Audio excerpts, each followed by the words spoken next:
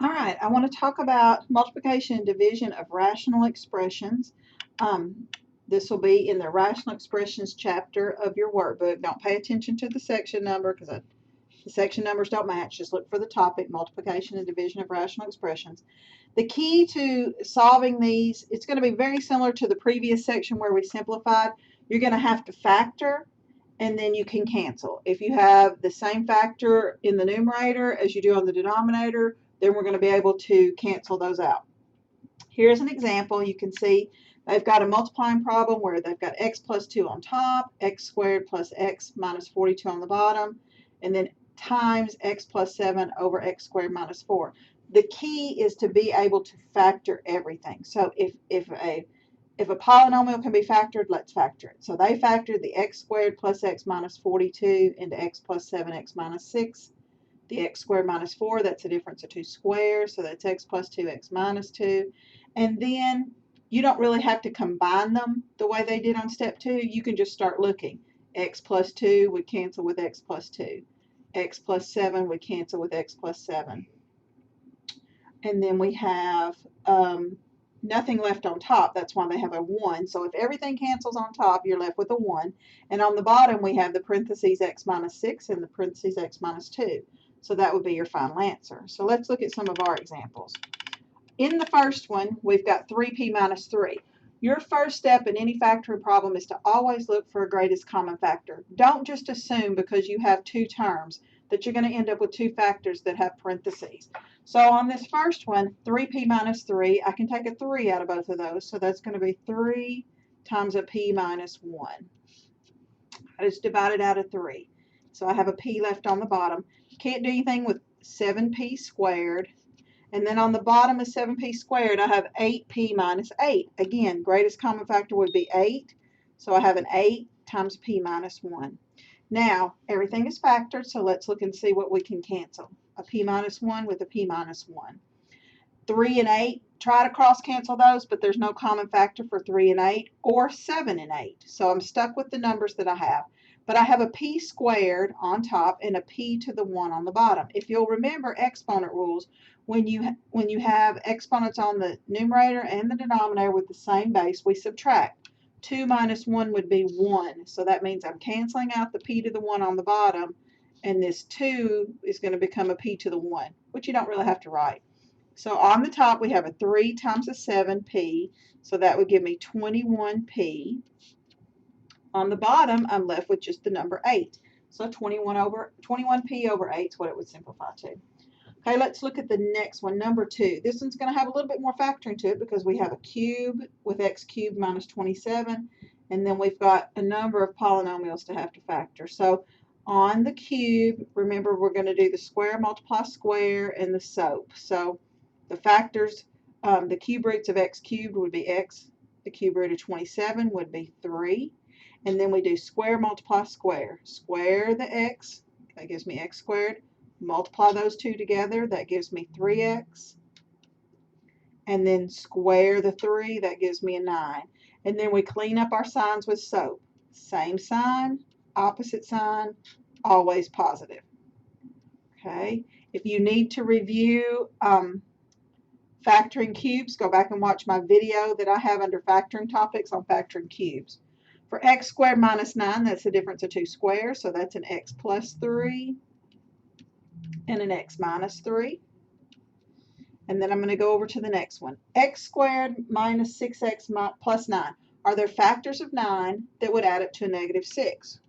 Well, those would be negative 3 and negative 3.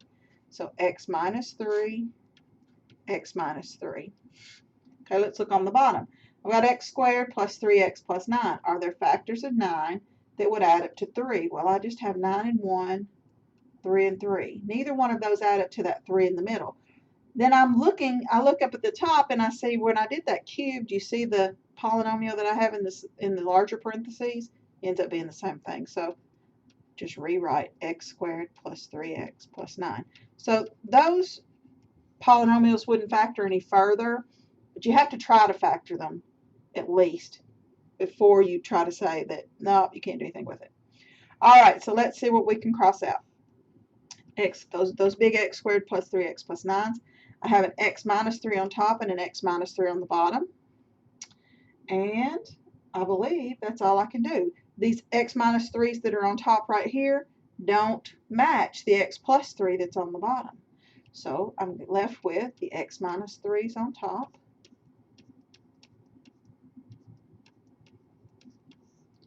over the x plus 3 on the bottom. Now another way you could write that is you could put x minus 3 squared over x plus 3. That would be the same thing. So I'm just going to put or there. All right, moving right along, let's look down at the bottom of the page. Again, I need to factor everything. I'm going to write this one underneath since I took up a little bit of room on number 2. So the factors of 30 that add up to a negative 11 would be negative 5 and negative 6. I'm doing the factoring kind of quickly. You may need to pause the recording, do the factoring yourself, figure it out, and just double check yourself so you know what to do. On the bottom, there's not a common factor between 3 and 2, but I have an x cubed and an x squared. So I can divide out an x squared, and that's going to leave me with 3x plus 2. Okay, now I'm going to go to the top. 9x squared or 9x cubed minus 4x. Again, 9 and 4 don't have a common factor, but between x cubed and x, I can take out an x, and that's going to leave me 9x squared minus 4. And on the bottom, I have a greatest common factor of 4, so I'm going to divide out a 4 and have 4 times x minus 5. Now, I need to look and make sure everything's factored. I'm looking at 9x squared minus 4. Since I took the x out and put it at the beginning, that has left me with perfect squares. 9x squared minus 4. 3x times 3x would be 9x squared. 2 times 2 would be 4. So I'm going to go ahead and factor that further, and I'm just going to put it on top. 3x plus 2, 3x minus 2. Okay, so let's see what we can cancel out. I have an x minus 5 on the top and an x minus 5 on the bottom. I have a 3x plus 2 on the bottom and a 3x plus 2 on the top. I have an x on top and an x squared on the bottom. So the 1x on top would go away, and I'm left with 1 left on the bottom. All right, is that all I have? Looks to be everything. That's it. So I'm left with x minus 6 on top, a 3x minus 2 on top, and on the bottom I have this 4 and the x, so that's a 4x on the bottom. Again, you may have to pause the video, work some of these out. These rational expressions can take quite a bit of time. Okay, let's look at this one. We've got y squared minus 49. I'm going to factor everything, so that's the difference of 2 squares. So that's going to be y plus 7 times y minus 7. On the bottom, I've got 7y plus 49. That is a greatest common factor. So take out a 7, and I'm going to have y plus 7 left, times y minus 1 over 7 minus y. All right, I immediately see I've got y plus 7's. I can take care of those. I see now I've got a 7 minus y and a y minus 7. Those are very close to matching, but not exactly because they're not in the right order. So do you remember the rule where I could take a negative 1 out and I could switch the 7 minus y around to make it y minus 7? You're allowed to do that. You can flip them around. You just have to put that negative 1 there in front. So now those would cancel. And let's see what I have left. On the top, I have a y minus 1 left. On the bottom, I've got a 7 and times a negative 1. So that would be a negative 7. Now, I left that negative on the denominator when I just wrote that. But you could also write it just out to the front. Negative y minus 1 over 7. Something like that. Either way, it's correct. Okay, so let's talk about division. That was all multiplication, which is essentially just simplifying like we did in the previous section. You just factor everything and then cancel out what you can cancel out.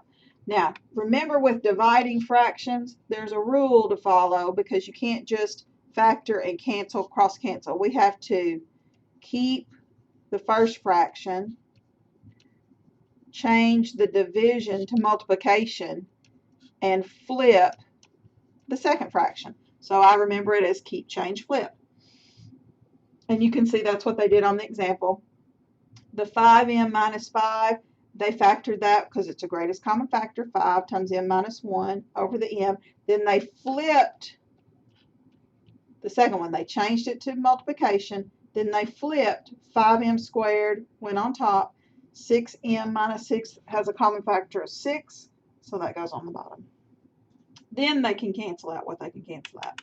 This has a good example of how I was doing the exponents a while ago when I had an m squared on the top and an m on the bottom, how I have two m's on top and one m on the bottom, so they cancel out. This is a good example showing exactly. I just subtracted them, and then I did another example where you had a squared on the bottom and just an x on the top.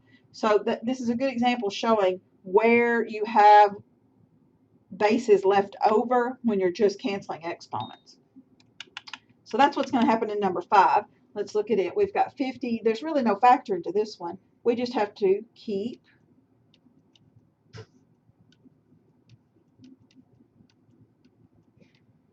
change to multiplication and flip. So 30y cubed is going to go on top. 30x to the 6th is going to go on the bottom. So now I see right away I've got 30 over 30. So I'm canceling those. Then 50 over 30, 10 goes into each of those. 10 goes 3 times, 10 goes 5 times. Now I'm looking at my variables. I've got an x to the 11th over an x to the 6th. 11 minus 6 would be 5. So that means that's going to change to a 5. On the y's, I've got a y cubed on the top and a y to the 8th on the bottom. That means I've got 8 on the bottom, 3 on the top. Well, then all the ones on the top would go away. 8 minus 3, I'd have 5 left in the denominator. So on this one, I'm going to have a 5x to the 5th left on top and a 3, looks like, and y to the 5th on the bottom. So that's one where you just have single bases with variables. Now the next one we're going to have some factoring to do. Z squared minus 81, I'm going to go ahead and factor that. Z plus 9 times Z minus 9. Can't do anything with that Z that's on the bottom. I'm going to change the division to multiplication, and then I'm going to flip the second fraction. Put the Z plus 7 on top, the Z plus 9 on the bottom, and then let's see what we can cancel out. Looks like the only thing I can really cancel is the Z plus 9s. I can't cancel a Z in the Z minus 9 with a Z on the bottom because they do not match. Remember, only cancel exact matches. So Z minus 9, I'm left with a Z plus 7, and I'm left with a Z on the bottom. So you see division, very similar to multiplication, you just have to keep, change, flip. All right, on this next page, I've got some more cubes to have to do, and I think it's good practice to do these cubes because we just haven't seen a lot of them in the past, so let's practice them. All right, so on cubes, you have to take the cube root for the small parentheses. Cube root of 27y cubed would be 3y. The cube root of 512 is 8. 8 times 8 times 8. And then we're going to square, multiply, square. If I square 3y, that's going to give me 9y squared. If I multiply the two together, oops, let me pull that eraser. That's not going to be an 8. That's going to be an 8 times 3, which would be 24y. And then you square the 8, and that gives me 64. And then we have same sign as our beginning problem, opposite sign, so that's going to be plus, and then always positive. All right, on the bottom, I've got cubes again. 512, we've got that same number again, so I said that was an 8, so this time it's going to be an 8y because I have y cubed. And then the cube root of 125 is 5. All right, so we're going to square 8y. That gives me 64y squared. Multiply them together, 8 times 5. So that's a 40y. Square the 5, 25. Same sign, opposite sign, always positive. Now we're going to change to multiplication, and we're going to flip this second one. Now, if you want to flip it on your scratch paper and then do the factoring, you can do that.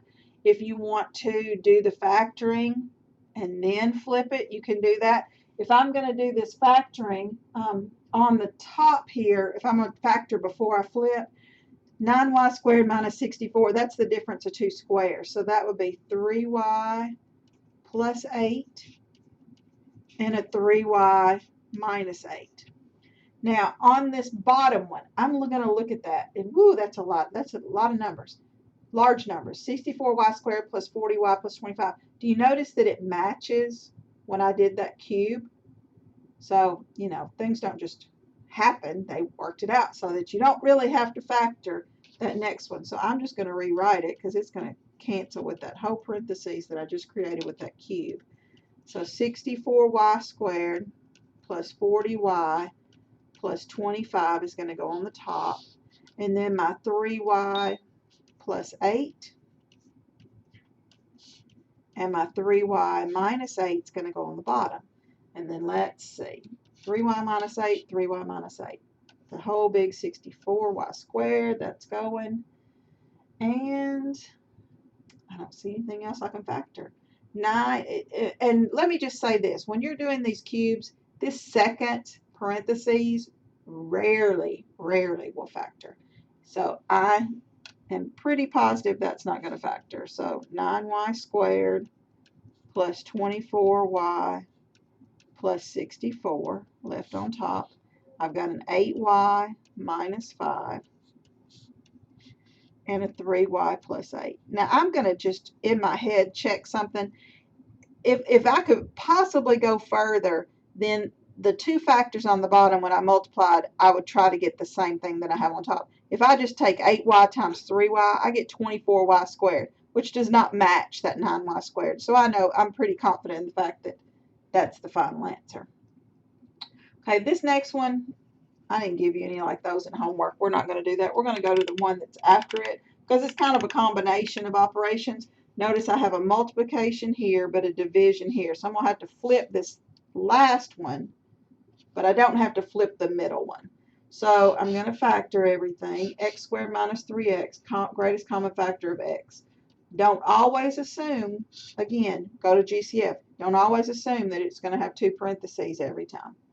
Now on the bottom, I do have a trinomial, so factors of 12 that add up to a -7 would be a -3 and a -4, so x minus 3, x minus 4. The second one was a multiplication. Can't do anything with that x minus 3 that's on top. On the bottom, again, I'm going with GCF between x squared and a 6x. I can divide out an x. So I'm going to divide out an x and have an x plus 6 left. All right, so now I'm going to change this to multiplication and I'm going to flip it. Now I'm going to come over here, scratch work, and do this factoring for the x squared. So factors of 24 that add up to a -10 would be a -4 and a -6. They multiply to get positive 24, but they add to get -10. And then that 6x is going on the bottom. So 6x comes down here.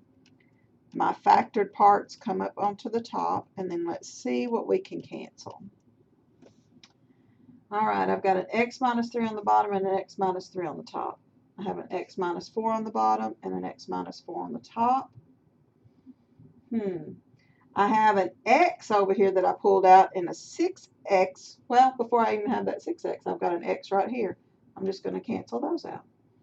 All right, so x minus 3, x minus 6 on top, x plus 6 and a 6x on the bottom. I don't see anything else that'll cancel, so nothing else matches. The x plus 6 and the x minus 6 don't match. So x minus 3, x minus 6 over, we'll put the 6x in front of the x plus 6, and that's what you have left. Be sure you email me if you have any questions. These can be tough. This chapter is tough, but once we get through it, we'll get to some easier material.